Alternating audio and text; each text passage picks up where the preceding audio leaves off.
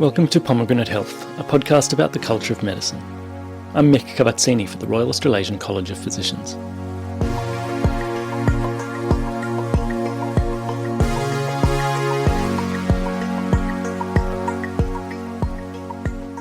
This is the third part of our introduction to artificial intelligence in medicine. In the previous episodes, we explained how to build machine learning models that assist in diagnostic and prognostic tasks, how to test them in the lab, and then iron out the ergonomic friction points in the clinical workflow. As we mentioned, a lot of clinical AI projects stall at this last mile of translation. They say the proof of the pudding is in the eating, and if we're talking about clinical interventions, that means patient outcomes. But as we'll hear, there haven't been a lot of good quality randomised controlled trials for AI-assisted clinical processes, despite updates to the benchmark SPIRIT and CONSORT statements. And there's a huge variety of tools becoming available in other aspects of healthcare, from consumer wearables to health system administration, that are challenging regulators like Australia's TGA and the US FDA. To discuss these challenges, I had great help from Associate Professor Paul Cooper, who's a member of this podcast's editorial group. My name is Affiliate Associate Professor Paul Cooper. I'm a sessional researcher with Deakin University and also a lecturer in health informatics. Paul Cooper's director at Deakin University is Sandeep Reddy, and together with other colleagues they've published a proposed governance model for AI in the Journal of the American Medical Informatics Association. Professor Reddy has advised the World Health Organization and holds fellowships with the Australasian Institute of Digital Health and the European Academy of Translational Medicine.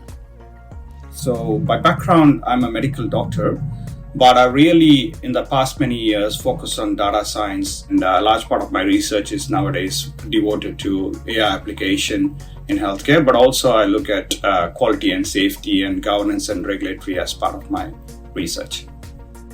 My third guest was Brent Richards, Professor of Critical Care Research at Gold Coast Hospital and Health Service, and founder of the IntelliHQ training hub. Thanks. I'm a physician intensivist and previously Director of Intensive Care and Executive Director, but I've always been very data friendly, machine friendly, and felt that there was a lot more we could do in that space. In that the intensive care space has got a lot of data but not a lot of information because we have a small number of patients. And so I've always been an aficionado of scoring systems like the Apache scoring system.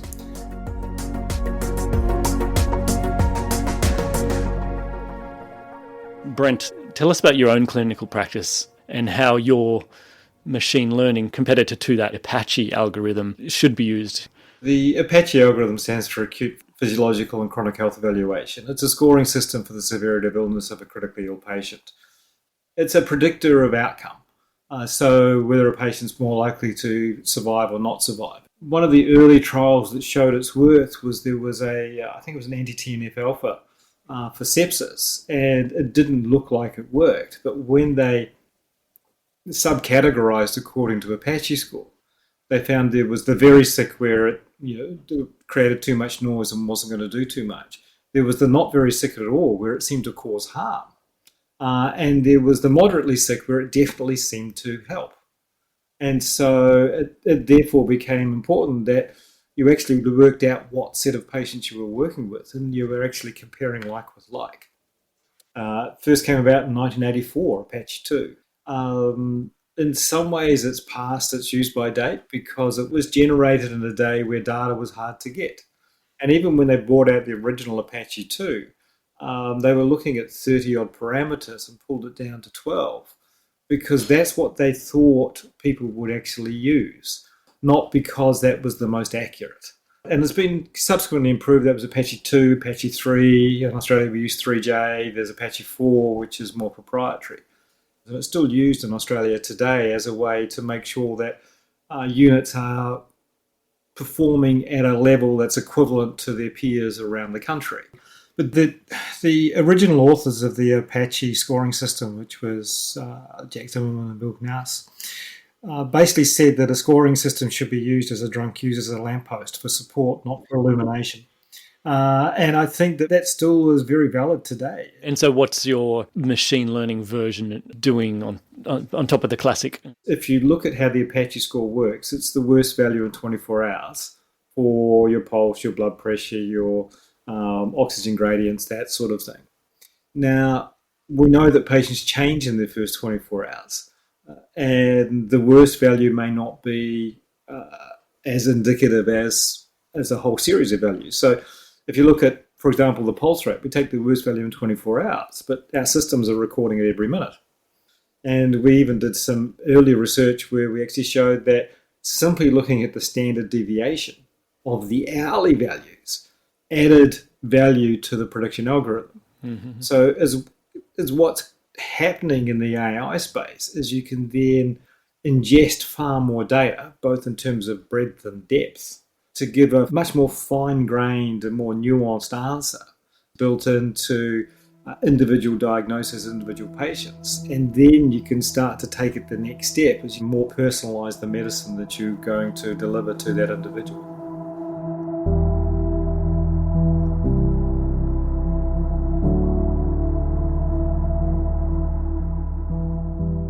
I spoke with these three experts together and then followed up with them individually, so what you'll hear today is a montage of a few different conversations. This was supposed to be the final part in the series, but there's just too much ground to cover, so keep an eye out for one more episode that will deal with adverse events and liability issues surrounding AI-assisted decision-making, and also what impact this newfangled ChatGPT language model could have on medical practice. Today we're going to focus on the questions asked by regulators and clinicians before they will have confidence in these novel tools. And really, this comes down to the explainability problem. I already described in the previous episodes how there are classic machine learning algorithms that use familiar statistical principles. And then there are neural networks capable of handling more complex data problems with many more variables. These models vaguely resemble the neural architecture of the mammalian cortex, and they learn by tweaking the individual weighting of tens of thousands of digital synapses known as parameters. We call this deep learning because the models are learning and solving the problem in their own way, rather than relying on a long list of explicit rules coded in advance by the programmers. The problem is that in many cases it's actually impossible to follow the machine's reasoning, and whether it follows the same logic that we humans would use. This black box is very unsettling to some clinicians and regulators, who say that for high-stakes decisions, we should only be relying on models that are intrinsically explainable. Others argue that, in fact, we don't really understand the function of many drugs, and yet we're able to validate their performance against quantifiable clinical outcomes. Brent Richards is of this camp when it comes to trialling the performance and safety of deep learning AIs. In medicine, we're actually fortunate because we've got a very long history of trying and testing and even working with technologies and particularly drugs that we didn't completely understand. If I take you on the journey of theophylline, which started in the 1950s, we didn't really know how that worked. Mm-hmm. Well, we thought we did, but we didn't. And that's been through numerous iterations as to how we thought or how we think that it's worked. But while we've been using it, we've actually been testing the outcomes as we go along and putting the guardrails around it. So in many ways, AI will fit somewhat into that space. And if I look again back to the theophylline, it's now considered to have some immunological effect. Now, I can assure you that I don't understand the immunological effects of theophylline, and I would struggle to explain them or get them explained to me. Mm-hmm. So I think that we need sufficient experts in the space who can dive deep, like an immunologist who could then dive into theophylline for me. If you look at our phase 1, 2, 3, 4, bringing a new drug to market, we can pretty much align that in the AI space, where you develop a model, you test it in concert with what you're currently doing. But then you can have a very aggressive phase 4, which is uncommon in the pharmaceutical space, but a very aggressive phase 4. Why? Because for the algorithm to run, it's got to collect the data. And if you're collecting the data to use the AI tool, then you can continue to collect the data to continue to monitor the outcomes. So we've actually got an opportunity which is way better than what we have in the drug space, where the data that's collected to bring a drug to market isn't continually collected. What do the early phases look like? And I've heard of terms like shadow implementation. So the phase 1, 2, and 3 in many ways can be a lot quicker because you're using data that's already there and recruitment that's already there. In that some of those data are in the lab already, where you've been testing on images that have been captured already. Yeah, so you do that original, and then you take it out to a different, shall we say, treatment group, and that was your phase 2, and then phase 3 you broaden it out again, and you're there. And then what do you mean by aggressive phase 4 and the guardrails around that? Does aggressive mean on a very large scale, on a scale larger than what we're normally used to in terms of patient recruitment? When I talk about an aggressive phase 4, I mean far more intricate than current phase 4 trials.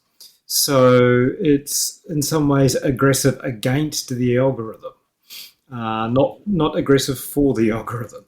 If you look at most of our phase 4 trials currently, they tend to be quite soft in marketing. Why? Because they're quite expensive to run, to run a phase 4, and they're quite challenging. Whereas when we're talking about using algorithms with data, we're already in the market collecting the data and using the data as part of the algorithm. And given the fact that you'll have a continuously changing landscape, both in terms of data drift, algorithm drift, then we need to be monitoring the outcomes of those AI far more than what we do in our normal phase 4 implementations. And you talked about guardrails. What would they be specifically? Again, it's to make sure that we don't continue with some of the mistakes we occasionally make in the pharmaceutical space, where drugs start to get used outside of what they were envisaged for. Some drugs end up being withdrawn early on in their phase 4 life simply because they've been used off license. Because we'll have, again, a very clear view as to where these algorithms are being used, because we're in the data, we can ensure that ongoing appropriate use is there. And if there's any movement into, I'll call it different populations, then that's carefully monitored. It becomes part of another trial. So again, these are guardrails we have always wanted to have in the drug implementation space, but we haven't had the tools to do it. And there's a certain, maybe a greater degree of transparency in that sort of everyone can see what you're doing. Yeah. And it's actually something that research has got a lot to learn from data science. If you look at how we often do research, we get some data and we put it into some Excel spreadsheet, and then there's a bit of magic in terms of a few pivot tables and a few alterations and how we manage with the missing values. And then we sort of magically stick it into SPSS and push a button and we get a few more results. And as all your report in the paper is, I put it into Excel and then SPSS and this is what came out. And it's completely unable to be reproduced the way we currently do business. Mm-hmm. But in the data science world, you get the data, you keep the raw data as raw data, and then you build your Jupyter notebooks and Python around that such that you extract the data in a certain way. But all those steps are very clear. Why? Because they're programmed steps. You can actually see exactly what it is. And there are some people now getting the data and then rolling it up as a version and putting it in what's called a Docker container, and then adding in the programs into it, saying that, okay, you can now run exactly that same set of tests that we did for the next 10 years. Mm-hmm. And that's the rigor that's built into a lot of data science, and we could learn a lot from that. Paul, in that governance paper that you and Sandeep wrote, you wrote that the onus is on developers to make decision-making by deep learning machines more transparent. And there are tools like heat maps and decision trees that can help you follow the AI's logic in a visual or sequential way. Can you explain a bit more how these work and whether they really cut it? In AI, for example, in diagnosing diseases from medical images, heat maps show which regions of the image influence the AI's diagnosis. That can allow humans to understand the reasoning of the model to some extent. By visually indicating which features the model considers important, the heat maps give you some form of local interpretability of the AI decisions. With decision trees, these are tree-like models that show a path of decisions that the AI made based on the data features. So the final decision is made at the leaves of the tree, and in this way, every prediction made by the decision tree can be explained by a clear path of decisions. Now, while those techniques can increase the explainability of AI models, they're not necessarily suitable or sufficient for all kinds of models or tasks. and more complex models, such as the ones we've been talking about recently, the deep neural networks, these are much harder to interpret. Heat maps, for example, may only provide a partial view of the decision-making process. So there's other techniques that are likely to be required. This is still a very evolving area, and there are other people with much more expertise in this to talk about that. So Sandeep, in a commentary for Lancet Digital Health from last year, you didn't seem ready to give up on explainability as a requirement. You implied that black boxes really rub against the principle of evidence-based medicine that defines this generation of medicine, and that even outcomes from RCTs aren't bulletproof in critical decision-making. Can you elaborate what you meant by this? So let me clarify what I meant in that particular article. We don't need explainability for every AI application in healthcare. Sometimes it's unnecessary and cumbersome to adopt explainability frameworks. What I was suggesting is if we have high-risk situations, high-equity medical scenarios, it's at that time that we need an explainability framework or interpretable algorithms. The first priority or the first order will be looking at classical traditional machine learning algorithms if they can yield good results. If not, then you would progress to neural networks. And then when you look at neural networks, is it possible to have an adjunct explainable framework like Lime, Shapley value, and so forth, which can help, if not exactly explain how the decision was arrived at, give some sort of indication at what features and what variables were important in the decision-making process. So that way we have some level of confidence in the application. But my concern is that we have come to a situation where we completely ignore the aspect of explainability at the cost of performance and accuracy. There is now abundance of explainable tools that you can use to help the user know how the decision was arrived at. So there is no real excuse for people who object explainability when AI is being applied in healthcare. Yeah, and you did mention a study with the Scottish health system where, in fact, deep neural networks were not always the best option. True. So we conducted a project rather than a study to build a decision-making tool which would allow cardiologists to refer patients to ambulatory monitoring of blood pressure. So, it's a chronic condition, so you are on a long-term medication. So you would want to be very assured that whoever you're confirming or diagnosing with hypertension indeed has hypertension. So we devised a tool which would allow the cardiologist to indeed confirm who indeed had hypertension or who had white coat hypertension. You may be familiar with the term, those people who do not have hypertension, but when they come to the clinic or in the hospital environment, they have an elevated blood pressure. So we looked at various algorithmic models to help with that prediction, and we found that gradient boosting and decision tree model, which are interpretable algorithms, much more accurate than neural networks in that particular situation. So there is quite a few studies which actually show that traditional classical machine learning algorithms sometimes perform better than neural networks. Neural networks are not necessarily the first sort of choice that you should be looking at.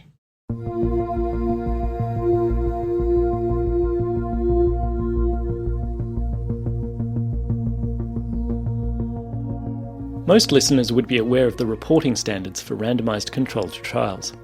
The SPIRIT checklist contains 33 items that must be published even before a study is conducted.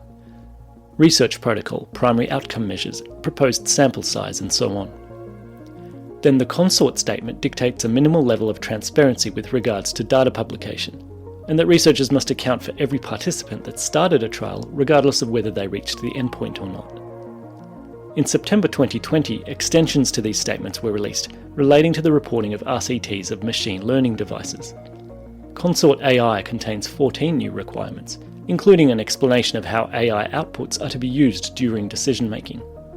That was an important step towards a universal research standard, But 2 years after this update, a systematic review was published in JAMA Open that wasn't especially favourable about the quality of evidence produced so far. Of 41 RCTs of machine learning algorithms for clinical decision-making, none met all the standards of Consort AI. Non-adherence usually revolved around failure to assess data quality or to analyse performance errors. Less than a third of trials reported the ethnicity makeup of participants in the training data.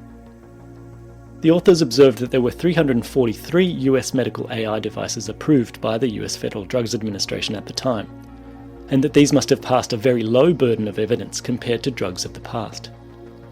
So where are we at in Australia?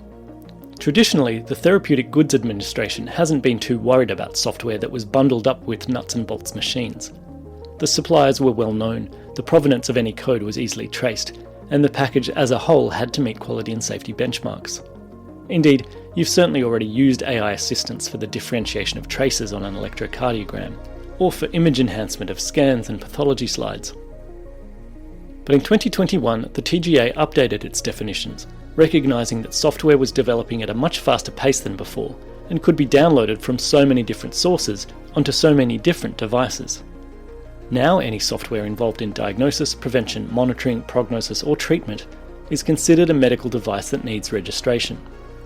Since that shift 2 years ago, there have been only 4 SMEDs, or software as medical devices, registered by the TGA, compared to the hundreds seen abroad. I asked Sandeep Reddy if we were being Luddites, or whether this caution was warranted.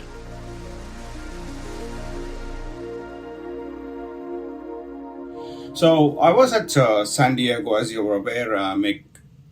Part of that event was a presentation by the FDA as to their work towards regulating AI. So we know with machine learning, as the name indicates, it's learning about the data, it's learning about the context, it's learning about the environment, and then when you deploy the algorithm in a different environment, again, it's a different process.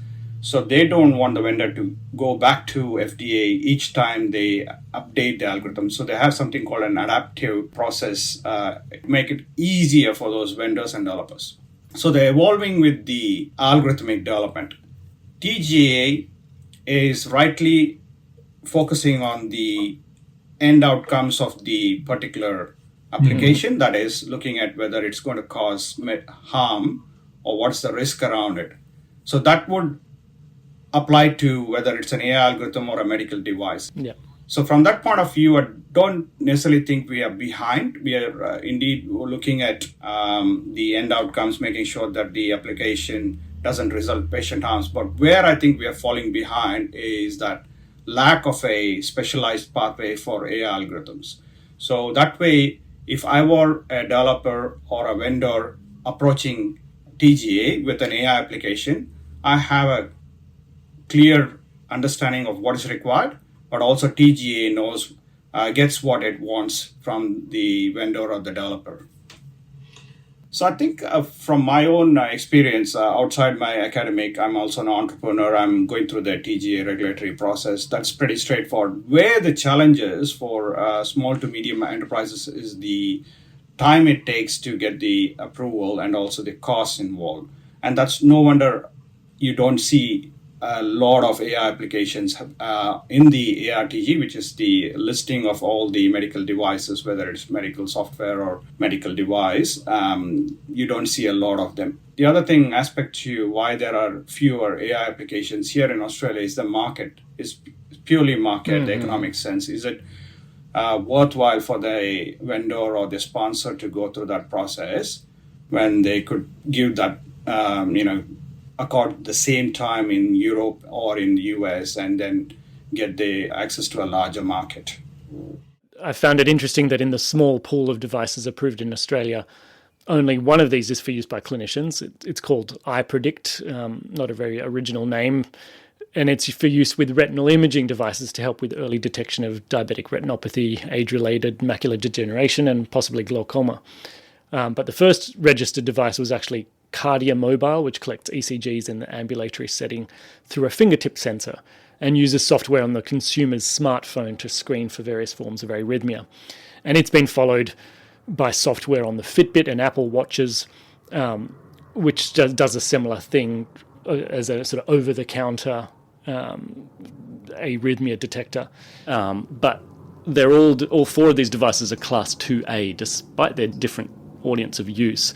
So what does this classification actually tell us about their usefulness or their risk? TGA has this classification: class 1, class 2A, class 2B, class 3, and class 4, based on the risk and the level the particular application replaces clinical decision making. So, if to give an example, class 4, which is the highest, would be implantable devices like IUD, contraceptives, pacemakers, and so forth. So you can start to see that anything that gets implanted or is penetrative has a higher risk. The other aspect to that classification is if it's patient facing, the risk is higher because the patient doesn't have the knowledge to interpret, and anything that is consumer facing would be accorded a higher risk category. I'm not familiar with the exact specifications that were provided to the TGA by those vendors and why they have been given that particular classification. I can just guess based on the risk level, there would not be replacing a clinical judgment altogether. There would still be some sort of clinical supervision or clinical oversight, and that mitigates harm or risk that can arise of those devices. You can get a variety of applications within the same class category because the TGA is not so much concerned about the algorithm used or the data used, rather than it's more concerned about the end outcomes. So far, we've talked about the difficulties for physicians around understanding, but we've not mentioned the patient, the consumer. Sandeep, you made some quite strong comments about this in that Lancet article. Quote, reliance on the logic of black box models violates medical ethics. When clinicians cannot decipher how the results were arrived at, it's unlikely they'll be able to communicate and disclose with the patient appropriately, thus affecting the patient's autonomy and ability to engage in informed consent. That's an important point, but is it so different from the public's understanding or lack of understanding of how a biomarker assay works that it can produce false positives and false negatives some proportion of the time? So I don't want to delve far into the future, but right now when we look at AI applications that are already deployed, most of them are doing triaging as opposed to actual final diagnosis.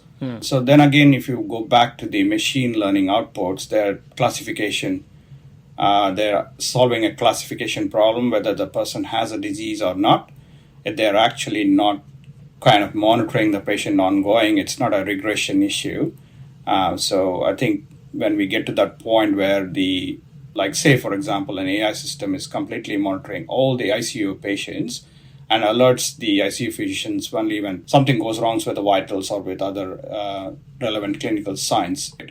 But it might be as with any software or any machine, things can go wrong. It's at that time when you actually want to audit it or assess it, you don't know how it was giving you that result or when things go wrong. And that's the concern I raise in that particular statement. But also as part of that post review, when things go wrong, the patient also requires some level of explanation. So I think it all kind of makes sense. If it was just your ordinary low-level, low acuity kind of screening and examination with human oversight, probably that statement sounds harsh.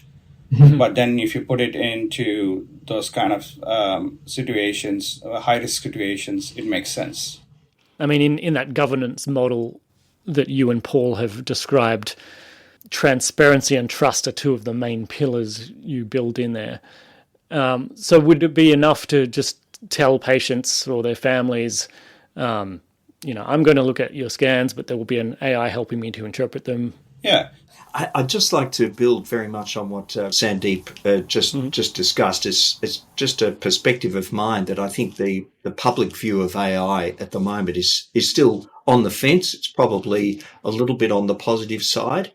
But I think this is likely to be even more positive when agents begin to help them with tasks such as household administration, financial planning, that sort of thing.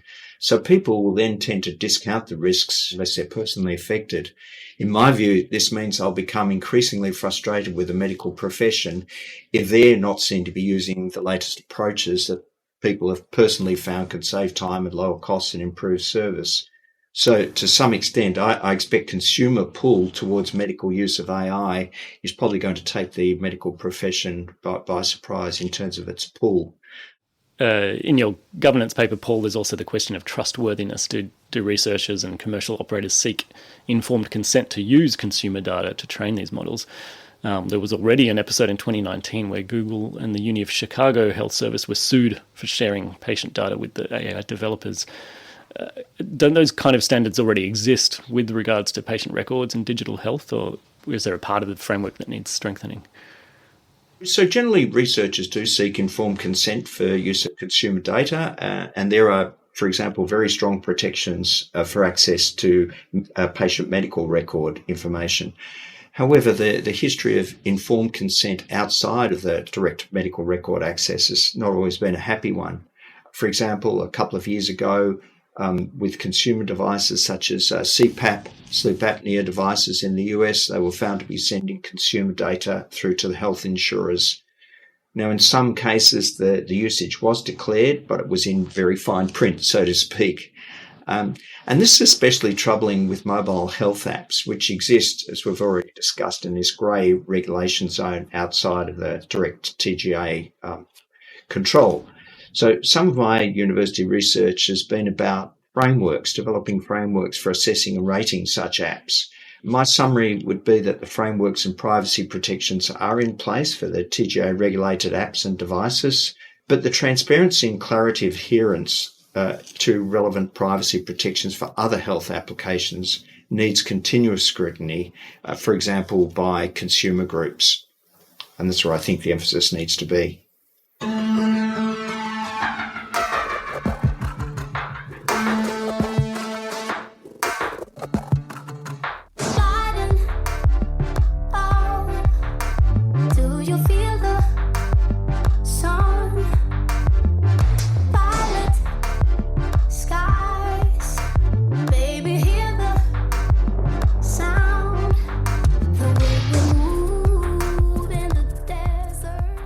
Many thanks to Sandeep Reddy and Brent Richards for sharing their expertise, and a special thank you to Paul Cooper for his ongoing support of Pomegranate Health over the last few years. He's one of many fellows, trainees and other kind souls who provide editorial feedback in the development of these podcasts. You can find all of the reviewers credited on the unique webpage for each episode, along with a complete transcript and loads of linked citations and interesting webinars. As I mentioned at the top, there's one more episode in this series, which will tackle the medico-legal questions around AI in medicine, and also what all the fuss about ChatGPT is, and what it could mean for your practice. This field is a constantly evolving one, but rest assured that your colleagues who make up the RACP's Digital Health Advisory Group are on the case. They've already developed a primer that highlights how different digital health activities fit in with the 3 CPD categories. One of these fellows is Rahul Barmanrai, who you might have heard in a recent episode of IMJ On Air.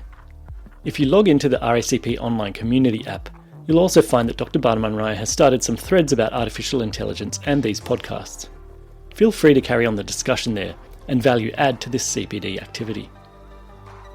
And if you're really enthusiastic about the show, you can leave a review for Pomegranate Health through your listening app, whether that's Spotify, Castbox, Apple Podcasts, or even the college website, racp.edu.au/podcast. That's where you'll find our subscription list and email address too. This podcast was produced on the lands of the Gadigal people. I pay respect to their storytellers who came long before me. I'm Mick Kabazzini. See you next time.